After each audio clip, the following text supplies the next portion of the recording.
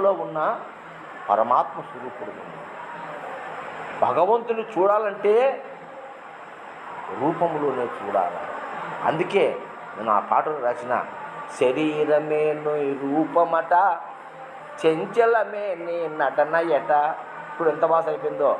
శరీరమే నీ రూపమట, చెంచలమే నీ నటన ఎట, చెంచల నిచ్చల ఆవల ఉన్న అచలమని నిజ రూపమట.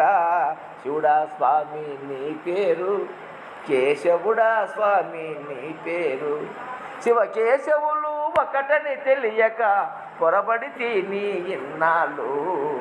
శివుడా స్వామి నీ పేరు, కేశవుడా స్వామి నీ పేరు. ఏం పుల్లయ్య సరిపోయిందా ఈ పాట దానికి మనం చెప్పుకునే విచారణకు. కాబట్టి భగవంతుని దర్శించాలన్నా రూపంలో దర్శించు. గురు స్వరూపం భగవత్ స్వరూపం.